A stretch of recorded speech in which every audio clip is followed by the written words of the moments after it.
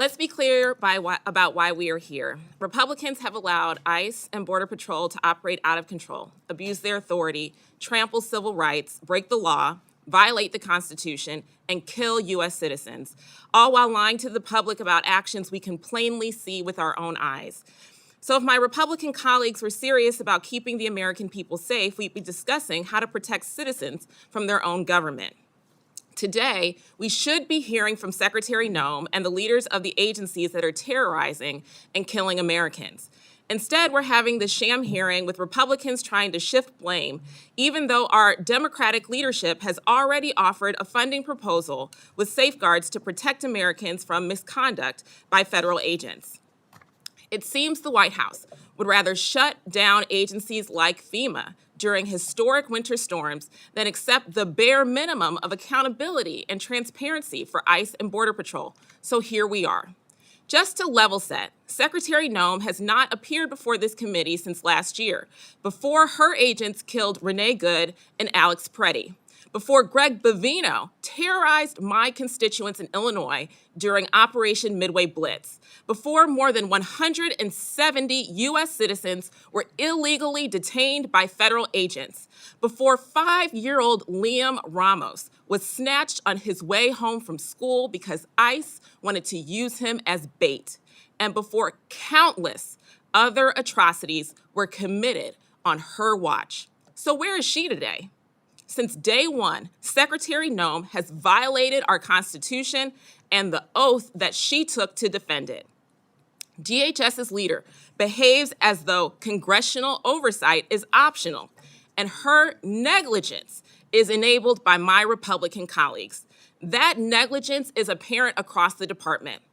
4 out of the 5 DHS components represented here today are being run by acting officials, not because qualified leaders don't exist, but because Republicans have abandoned even the pretense of governing.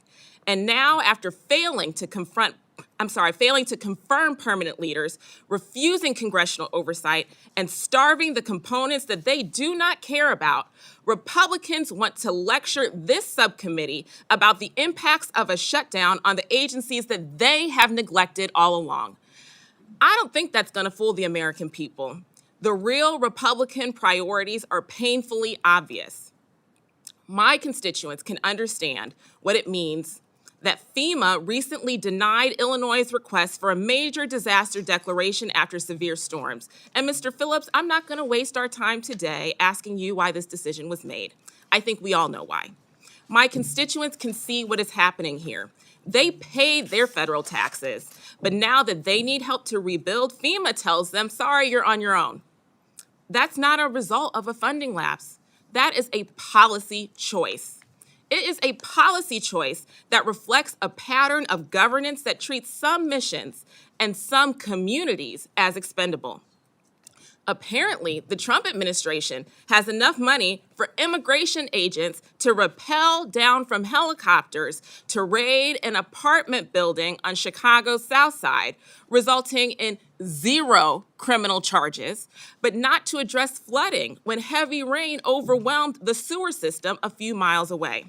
And under Kristi Noem's failed leadership, it is not just disaster response that's getting shortchanged in order to pay for the secret police terrorizing American communities.